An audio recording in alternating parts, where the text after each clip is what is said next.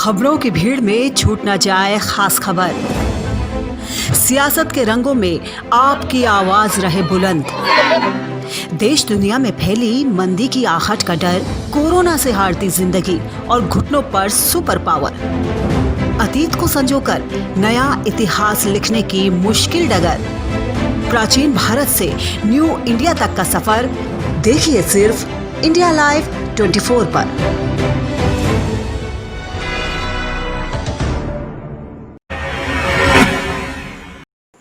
नमस्कार, India live 24 देख रहे हैं आप। मैं हूं श्वेता परमार। आज सुबह से हो रही तेज बरसात के दौरान कैरवाली गांव में कड़िया के मकान की छत व दीवार ढह गई। हादसे के वक्त मकान के अंदर परिवार के 5 लोग मौजूद थे।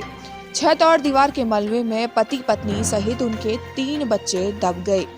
छत गिरने से हुए धमाके की आवाज सुनकर आसपास के ग्रामीण मदद के लिए दौड़े और मलबे में फंसे लोगों को बाहर निकाला। मकान गिरने की वजह से 5 वर्षीय बच्ची की मौत हो गई, जबकि मकान मालिक, उसकी पत्नी, बेटा और पुत्री घायल हो गए। ये रात बारिश चली थी ना, जो और सुबह तेज होगी बारिश, तो गरीब आदमी, इसका मकान पहले से ही कच्चा था और मतलब बारिश के कारण ये पूरा मकान फैल गया और फैलने से मकान गिर गया। गिरने से बच्चे की मौके पे मौत हो चुकी है। मकान ढहने से घर में रखा जरूरत का सामान व खाद्य सामग्री भी मलबे में दबने से खराब हो गई। ग्राम सरपंच ने घटना की सूचना पुलिस और प्रशासन को दी, जिसके बाद इलाका पटवारी ने मौके का निरीक्षण किया। घायलों को इलाज के लिए सरकारी अस्पताल ले जाया गया है। मैं तो पानी पी रहा था, पानी का डल रहा था, एकदम छत बैठ गई सारी। मैं पन्नी पाड़ी, मैं बेच हुई गया वहाँ, छोरी भी मर गई। तो कौन सो रहा था अंदर कमरे में? छोरा था। अच्छा। Bureau news India live 24 Gharaunda. Amritsar के हुसैनपुरा में गुंडागर्दी की तस्वीरें सामने आई हैं। पुरानी रंजिश के चलते 50 से 60 युवकों ने अपने साथियों के साथ हमला कर दिया। घर के साथ साथ दुकान के शीशे भी ईंट मारकर तोड़ डाले। घटना सीसीटीवी कैमरे में कैद हो गई है।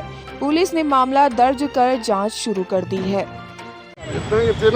राजू नाम का लड़का जी चौंक हुसैनपुरे ਦੇ ਵਿੱਚ ਉਹਨਾਂ ਨੂੰ ਆ ਕੇ ਪੁੱਛਿਆ ਤਾਂ ਉਹ ਦੱਸ ਰਹੇ ਨੇ ਕਿ ਇੱਕ ਸਾਬੀ ਹੈ ਲੜਕਾ, ਇੱਥੇ ਆਪਣਾ ਸ਼ਰਾਬ ਵਗੈਰਾ ਦਾ ਬਿਕਨੇ ਵੇਚਦਾ ਕੰਮ ਕਰਦਾ ਹੈ।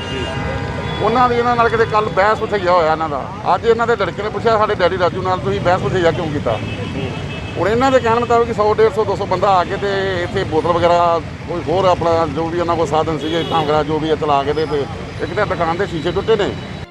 Bureau news India live 24 Amritsar. इंद्री में बरसात से कई जगह पर जल भराव की स्थिति उत्पन्न हो गई है। सबसे ज्यादा बुरा हाल नया बाजार का है, जहां बरसात का पानी लोगों के घरों व दुकानों में घुस गया है, जिससे दुकानदारों व अन्य लोगों में रोष व्याप्त है, क्योंकि इस समस्या से पहले भी कई बार वह प्रशासन को अवगत करा चुके हैं, लेकिन आज तक भी इसका कोई हल नहीं निकला। यहाँ तक कि हाल ही में बड़ा सीवरेज बिछाया गया था, लेकिन अब तक उसमें जल निकासी के पाइप नहीं जोड़े गए। जिस नाले में यह पानी जाता है उसकी भी साफ सफाई नहीं होने के कारण वह भी ओवरफ्लो होकर टूट गया। दुकानदार ने कहा कि यदि समस्या का समाधान जल्द नहीं हुआ तो वह धरना प्रदर्शन करने पर मजबूर हो जाएंगे। सारे मोहल्ले में अंदर घरों में काफ़ी पानी पड़ा, सारी दुकानों में बढ़ गया और ये नवा सीवरेज जो बना था इसमें भी पानी नहीं जुड़ा। कमेटी ने बार बार एमई साहब से भी मिल लिए और ये कमेटी के प्रधान से भी मिल लिए और सारे मोहल्ले वाले इकट्ठे का कई बारी गए, कोई इसका समाधान नहीं कर रहे। और ये यार बरसात में ऐसा ही हुआ, सीवरेज का पानी कह रहे थे इसमें जोड़ेंगे, सीवरेज में यू नाली का यू भी नहीं जुड़ा और इसमें कोई सुनाई नहीं कर रहा। हर साल ऐसे ही हुआ बरसात में। और खाड़ा भी थोड़ा साफ करे, आगा बंद पड़ा सारा, आगा नहीं साफ करे किसी ने। ब्यूरो न्यूज इंडिया लाइव 24 इंद्री। बुलेटिन में वक्त हो चला है एक छोटे से ब्रेक का, तब तक आप देखते रहिए इंडिया लाइव 24। क्या मेहनत करते करते सफलता से महरूम हैं आप? क्या हर रोज जिंदगी के नए नए इम्तिहानों से परेशान हैं आप? करियर की उलझन से, रिश्तों में अनबन तक, मंगल के दोष से, राहु के कोप तक, शनि की ढैया से केतु के कष्ट तक अगर कर रहे हैं आपको परेशान, तो हम ढूंढेंगे आपके लिए समाधान। देखिए हमारा खास कार्यक्रम कहते हैं तारे, रोजाना सुबह 6:30 बजे सिर्फ इंडिया लाइव 24 पर। ब्रेक के बाद आपका स्वागत है। बढ़ते हैं अगली खबर की ओर। मामला गुमला जिले के अति नक्सल प्रभावित क्षेत्र बिशुनपुर प्रखंड की नरमा पंचायत के बेती गांव और बनारी पंचायत के सालन नवा टोली गांव का यह पूरा मामला है, जहां आदिम जनजाति के लोग 50 से 65 परिवार रहते हैं, लेकिन यहां पर ना तो कोई अधिकारी पहुंचते हैं और ना ही कोई नेता पहुंचते हैं और ना ही गरीब लोगों की हाल जानने के लिए कोई नेता आते हैं, जिससे कहना गलत नहीं होगा कि विलुप्त होती आदिम जनजाति अपनी हालत से सुलह कर लाचारी की जीवन जीने को मजबूर है। हम लोग के लिए तो अच्छा ही है, क्योंकि बहुत सारे लोग कोरोना महामारी के चलते काफ़ी लोगों को दिक्कत हो रहा है। इस कारण से अभी राशन घर तक पहुंच रहा है, तो हम लोग अच्छा महसूस हो रहा है। हम लोग धन्यवाद देना चाहते हैं, क्योंकि काफ़ी दूर आकर के इन्होंने सेवा कर रहे हैं गरीबों को। जब इसकी जानकारी मिशन बदलाव को हुई तो गांव का दौरा किया और 1 महीने का राशन दिया। 1 महीने के राशन से मिलने के कारण परिवार के लोगों में काफी खुशी का इजहार है। मिशन बदलाव में हम इनके साथ दिलाएं तो बहुत अच्छा लगा। ऐसे बोलो। हाँ, नेता मन कोई हम इनके पूछबे नहीं करें और मिसा बदला मन आए के हम इनके 1 महीना करते और हम इनके इतना अच्छा से दिलक, बहुत बहुत हम इनके धन्यवाद देविला मन के। इंडिया लाइव 24 के लिए गुमला से अजीत सोनी की रिपोर्ट। हर साल की तरह इस बार भी रक्षाबंधन का त्योहार आ रहा है। भाई बहन के बीच प्यार और संस्कार का त्योहार इस बार यानी कोरोना काल में कैसे मनाया जाएगा, उसकी एक वानगी भागलपुर से दिखाते हैं। किरण और ललिता डाकघर में अपने भाई को राखी भेज रही है, तो प्रियंका अपने भाई को राखी भेजने की तैयारी कर रही है। लेकिन इस बार की राखी के पैकेट में मास्क के अलावा एक भावनात्मक खत भी लिखकर भेज रही है। जैसा कि हम सभी जानते हैं कि अभी कोरोना का टाइम है और रक्षाबंधन का त्यौहार भी आ रहा है, नज़दीक ही आ रहा है। तो हर बार की तरह तो इस बार हम लोग रक्षाबंधन नहीं मना पाएंगे, क्योंकि इस बार कोरोना है, जिसके वजह से जो है हम लोग बाज़ार से कुछ राखी का जो भी सामान होता है, जैसे कि राखी है, उसके बाद कुमकुम है, उसके बाद जो है एक ज़रूरी सामान जो कि अभी ज़िंदगी के लिए बहुत ही ज़रूरी है, अहम हिस्सा है, मास्क, वो भी हमने लाया है। और इसको हमने एक अच्छे तरह से पैक किया, सैनिटाइज किया है पहले सभी को बारी बारी से अच्छे से, क्योंकि अभी कोरोना का टाइम है तो डर है, तो सभी को फिर से पैक किया है। इंडिया लाइव 24 के लिए भागलपुर से श्यामानंद सिंह की रिपोर्ट।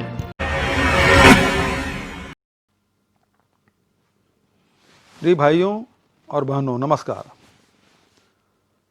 आज मैं अपने प्रदेश में कोरोना वायरस संक्रमण की स्थिति को लेकर आपके समक्ष आया हूं। छत्तीसगढ़ में कोरोना संक्रमण अन्य राज्यों के मुकाबले में नियंत्रित जरूर है, लेकिन पिछले कुछ दिनों से संक्रमित व्यक्तियों की संख्या में क्रमशः बढ़ोतरी हो रही है। यह सब अनलॉक के दौरान सावधानी और बचाव के उपाय नहीं अपनाने के कारण हुआ। हमें कोरोना संक्रमण को रोकने के लिए शहरों में लॉकडाउन का निर्णय लेना पड़ा। आप इस लॉकडाउन को गंभीरता से लें। लॉकडाउन से लोगों को कठिनाई का सामना करना पड़ता है, लेकिन अगर लोग सुरक्षा और बचाव के लिए नियमों का पालन नहीं करेंगे तो लॉकडाउन की स्थिति से बचा नहीं जा सकता। यह समय मेरे लिए, आपके लिए चिंतित होने, बीमारी से सावधान रहने और बचाव के उपाय को गंभीरता से लेने का समय है।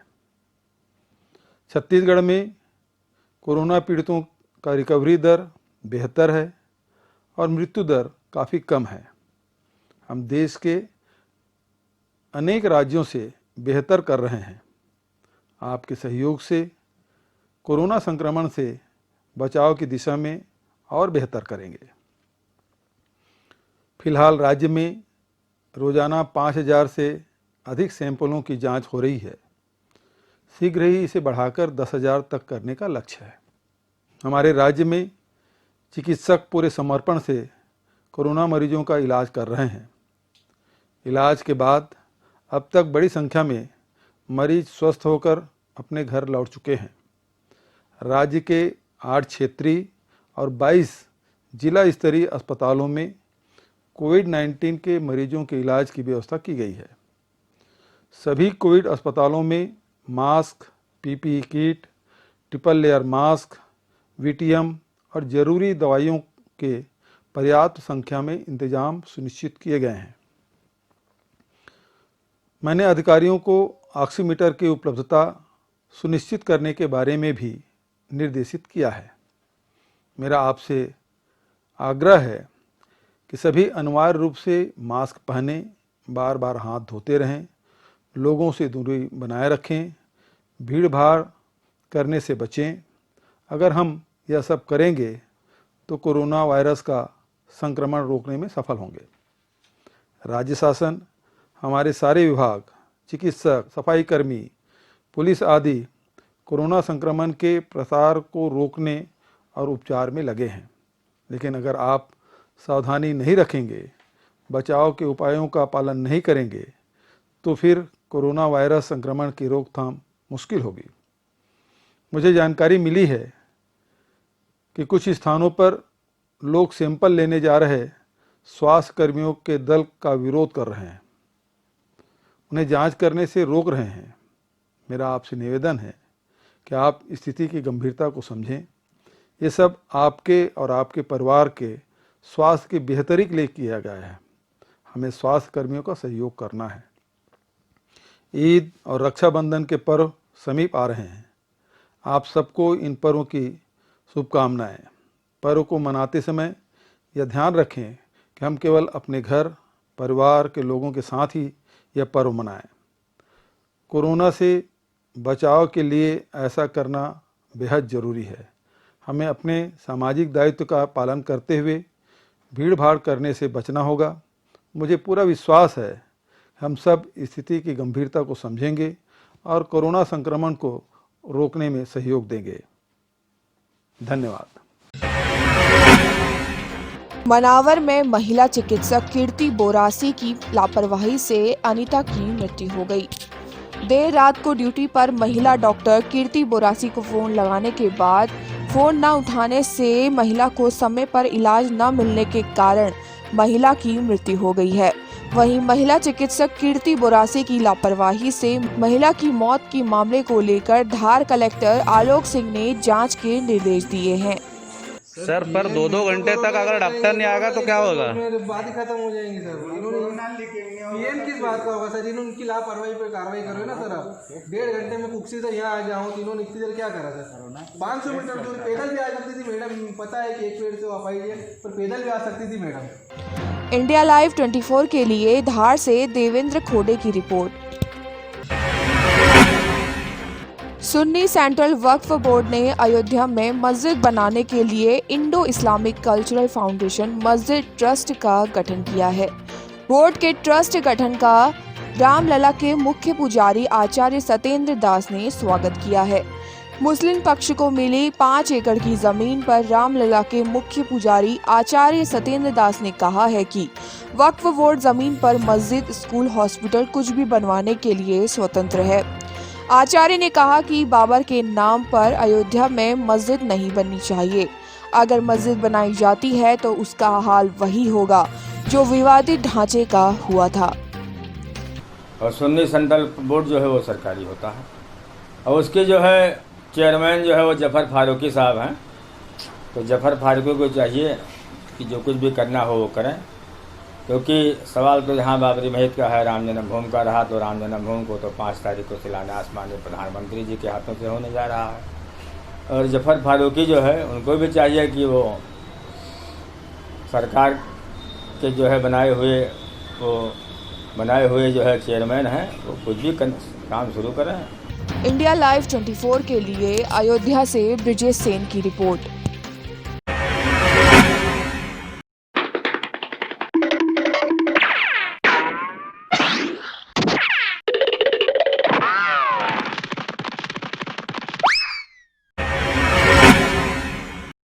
आज के बुलेटिन में इतना ही। अपना विशेष ख्याल रखिए और देखते रहिए इंडिया लाइव 24।